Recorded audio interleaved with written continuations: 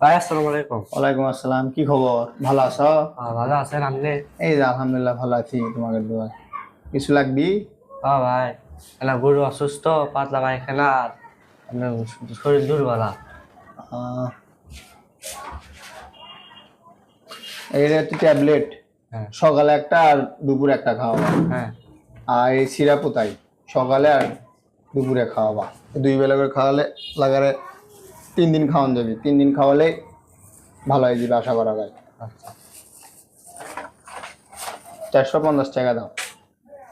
ভাই, আমি তো কাম কাজ করে পারলে আমার তো খুব অসুস্থ। আমার কাছে আর টাকা পয়সা কিছু নাই, আমাকে না ছাড় দিলে হয় না? আপনি বলে লাও কি আর করবো, লাও যাওয়া দাও, টাকা দেওয়া লাগবে না, লাও সমস্যা নেই, যাও। আসসালামু আলাইকুম। দোয়া করো আমার জন্য। আচ্ছা আর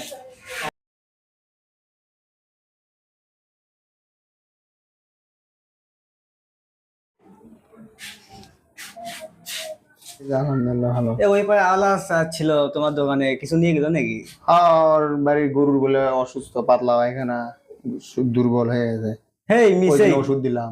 হেই সব এসব মিসেই। হ্যাঁ আর তোমার বোকা আছে কে?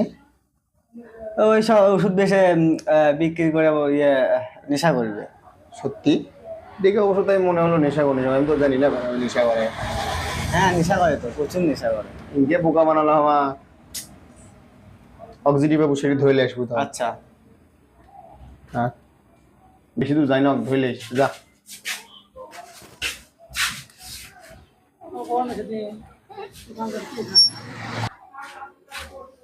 এমনই যা ভিডিও দেখলেন, এরকম কিন্তু প্রত্যেকটা এলাকাতে এরকম হাজারো কাহিনী ঘটে।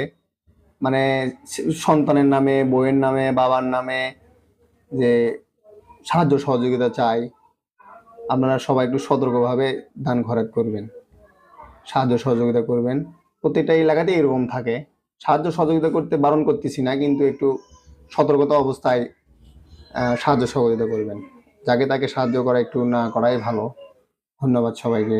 আর ভিডিওটি ভালো লাগলে অবশ্যই একটা কমেন্ট করবেন এবং লাইক শেয়ার অবশ্যই করবেন। ধন্যবাদ সবাইকে।